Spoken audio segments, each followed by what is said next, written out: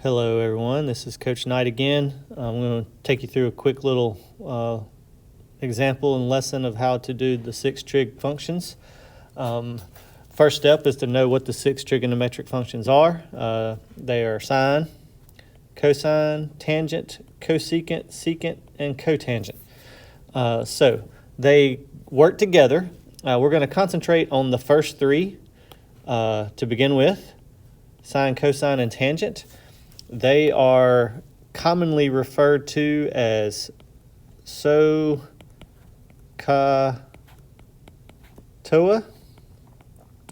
And the reason being is that's how you remember what the ratio is of each. Because to do sine, cosine, tangent, you first have to start off with a right triangle.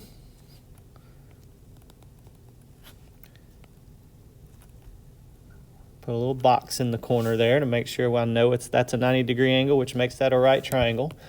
And then you have to label parts. Now, you're going to be referring to an acute angle. Now, there's 2 acute angles. If you remember, acute angle is an angle less than 90. So this could be your acute angle, or this could be your acute angle. That is up to you or up to the problem that you're working. So we're going to deal with this angle at the top being our acute angle. I'm going to call that angle theta. That's the little symbol for theta. Now, once you know theta, you can label the parts of your triangle. Now, your hypotenuse is still the side that's opposite the right angle. If you remember your Pythagorean Theorem, it's a squared plus b squared equals c squared, and c was always your hypotenuse. The hypotenuse does not change. Now, you also have 2 legs, and one leg is called the opposite leg, and one leg is called the adjacent leg. Now, these do change depending on which angle you're talking about. So, since we let theta be the angle we're going to talk about for this problem, the side opposite theta would be here. That's the leg that's opposite. And the side adjacent to theta would be here. Now, opposite just means it's on the total opposite side from your acute angle. Adjacent means it's right next to your acute angle, okay? You'll always have 2 sides that are adjacent to the angle, but one of those sides will always be your hypotenuse. The other side is considered the adjacent leg. So, what does Sohcahtoa mean? Well, this is just a way for you to remember what the ratio is. So for sine, when we say sine of theta, it will equal to the opposite side over the hypotenuse, O over H. Okay? For cosine of theta, it will be the adjacent side over the hypotenuse. And for tangent, it will equal the opposite side over the adjacent side. So those are your first 3. And like I said, they're just ratios. They're just fractions. Basically, you just have to figure out which angle is your theta, or which angle are you letting be theta, and then go from there, okay? Your other 3 trig functions are basically just reciprocals of the first 3. So sine's reciprocal is cosecant, and it's abbreviated CSC. So the cosecant of theta would just be the reciprocal of sine. So if sine is opposite over hypotenuse, the cosecant means that is hypotenuse over the opposite. Okay? If cosine is adjacent over hypotenuse, cosine's reciprocal is secant. It's abbreviated SEC. It will be hypotenuse over adjacent.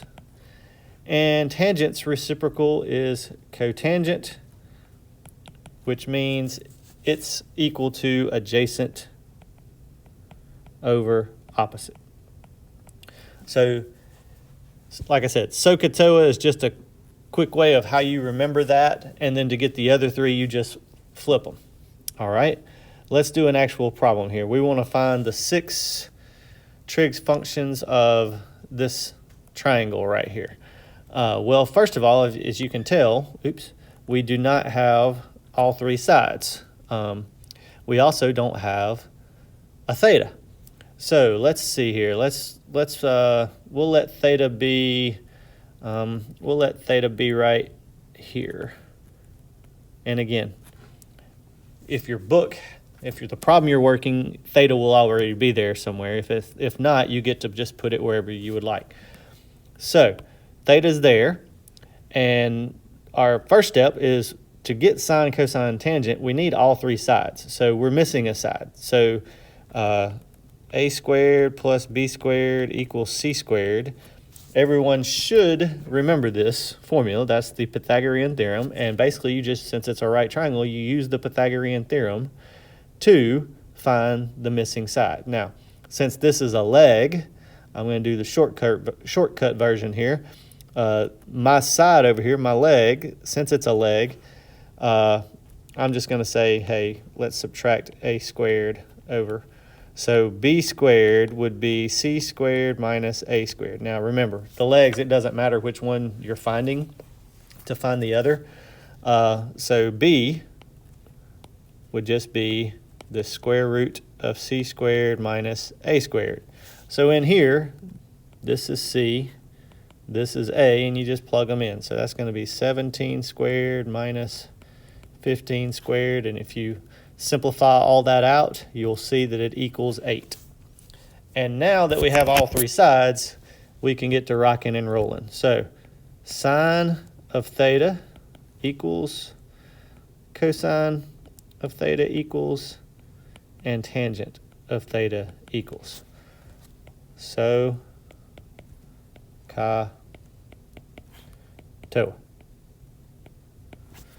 Do those 3 first, and then to get the other 3, like I said, you just do the reciprocal. So for sine, the side that's opposite theta would be 15 divided by the hypotenuse, which is 17. For cosine, the adjacent side to theta is 8 divided by the hypotenuse is 17. And for tangent, the opposite side is 15 over the hypotenuse, or excuse me, over the adjacent side is 8. And that's all there is to it. If you can reduce your fractions, you do reduce your fractions. However, those cannot be reduced. So to get the other 3, cosecant of theta and secant of theta and cotangent of theta, you just have to do the reciprocal of those answers. So cosecant will be 17 over 15, secant will be 17 over 8, and cotangent will be 8 over 15. And there you have found the 6 trig functions of the triangle that we were given. Hope this helps. Y'all have a great day. Stay above the line.